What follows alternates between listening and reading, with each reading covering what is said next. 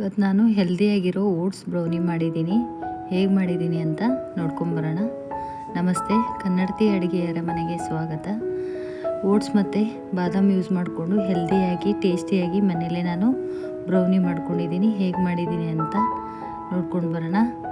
ಮೊದಲಿಗೆ ನಾನಿಲ್ಲಿ ಮಿಕ್ಸಿ ಜಾರ್ಗೆ 1 ಕಪ್ ಓಟ್ಸ್ ಹಾಕ್ಕೊಳ್ತಾ ಇದ್ದೀನಿ. 1/4 ಕಪ್ ಬಾದಾಮ್ ಹಾಕ್ಕೊಳ್ತಾ ಇದ್ದೀನಿ. ಇದನ್ನು ನುಣ್ಣಗೆ ಪೌಡ್ರ್ ಮಾಡಿಕೊಂಡು ಇದನ್ನು 1 ಟೈಮ್ ಪೌಡ್ರನ್ನ ನೀಟಾಗಿ ಸೋಸ್ಕೊಂಡು ಹಾಕ್ಕೊಳ್ತಾ ಇದ್ದೀನಿ. ಒಂದು ಬೌಲ್ಗೆ ಹಾಕ್ಕೊಂಡು ಇಟ್ಕೊತಾ ಇದ್ದೀನಿ. ಮೊದಲಿಗೆ ನಾನಿಲ್ಲಿ 1 ಕಪ್ಗೆ ಒಂದು ಸ್ವಲ್ಪ ಕಮ್ಮಿಯಾಗಿ ಹಾಲು ಹಾಕ್ಕೊಳ್ತಾ ಇದ್ದೀನಿ. ಒಂದು ದೊಡ್ಡ ಬೌಲ್ಗೆ 1/4 ಕಪ್ ಆಯಿಲ್ ಹಾಕ್ಕೊಳ್ತಾ ಇದ್ದೀನಿ. ಬ್ರೌನಿ ಮಾಡೋದಕ್ಕೆ ನಾನಿಲ್ಲಿ ಕೇಕ್ ಮೋಲ್ಡ್ನ ಬಟರ್ ಪೇಪರ್ ಹಾಕ್ಕೊಂಡು ರೆಡಿ ಮಾಡ್ಕೊಳ್ತಾ ಇದ್ದೀನಿ. ಬಟರ್ ಪೇಪರ್ನ ನೀಟಾಗಿ ಹಾಕ್ಕೊಂಡ್ರೆ ಬ್ರೌನಿ ಮಾಡೋದಕ್ಕೆ ತುಂಬ ಚೆನ್ನಾಗಿರುತ್ತೆ. ಹಾಲು ಮತ್ತು ಆಯಿಲ್ ಮಿಕ್ಸ್ ಮಾಡಿರೋ ಲಿಕ್ವಿಡ್ಗೆ 1/2 ಕಪ್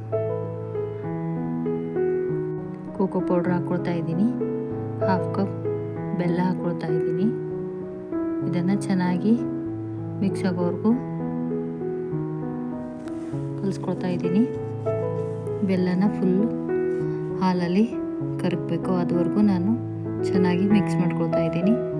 ಹಾಲನ್ನ ಇಲ್ಲಿ ಸ್ವಲ್ಪ ನೋಡ್ಕೊಂಡು ಹಾಕ್ಕೊಳ್ಬೇಕು. ಮೊದಲಿಗೆ ಹಾಲನ್ನ ಸ್ವಲ್ಪ ಕಮ್ಮಿ ಹಾಕ್ಕೊಂಡ್ರೆ ಮತ್ತೆ ಬೇಕಾದರೆ ಹಾಕ್ಕೋಬೋದು. ನಾನಿಲ್ಲಿ ಓಟ್ಸ್ ಮತ್ತು ಬಾದಾಮ್ ಪೌಡ್ರನ್ನ ಮಿಕ್ಸ್ ಮಾಡ್ಕೊಳ್ತಾ ಇದ್ದೀನಿ.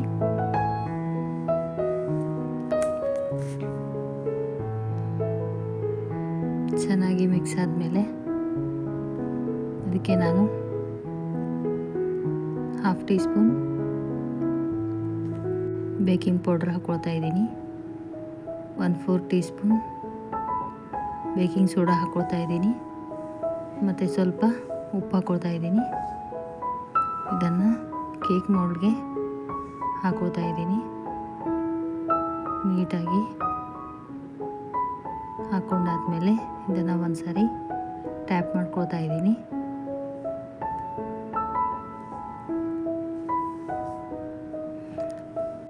ನಾನಿಲ್ಲಿ ಡಾರ್ಕ್ ಚಾಕ್ಲೇಟ್ನ ಮೇಲೆ ಹಾಕ್ಕೊಳ್ತಾ ಇದ್ದೀನಿ.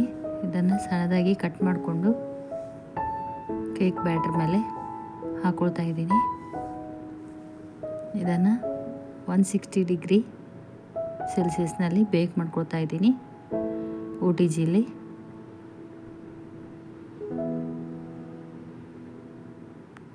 ಈ ಥರ ಒಂದು ನೈಫ್ ತೊಗೊಂಡು ಚೆಕ್ ಮಾಡ್ಕೊಳ್ತಾ ಇದ್ದೀನಿ. ನೈಫ್ಗೆ ಅಂಟಿಲ್ಲ ಅಂದರೆ ರೆಡಿಯಾಗಿದೆ. ಇದನ್ನು ಇವಾಗ ಕಟ್ ಮಾಡ್ತಾ ಇದ್ದೀನಿ. ಬರೀ ಐಸ್ ಕ್ರೀಮ್ ತಿನ್ನೋದಕ್ಕಿಂತ ಈ ಥರ ಮನೇಲೇ ಬ್ರೌನಿ ಮಾಡಿಕೊಂಡು ಬ್ರೌನಿ ಜೊತೆಗೆ ಐಸ್ ಕ್ರೀಮ್ ತಿಂದರೆ ತುಂಬ ಚೆನ್ನಾಗಿರುತ್ತೆ taste. Ice cream with brownie, ಹೆಲ್ದಿಯಾಗಿರೋ ಓಟ್ಸ್ ಜಾಗ್ರಿ ಬ್ರೌನಿನ ಮನೇಲೇ ಈಸಿಯಾಗಿ ಮಾಡ್ಕೋಬೋದು.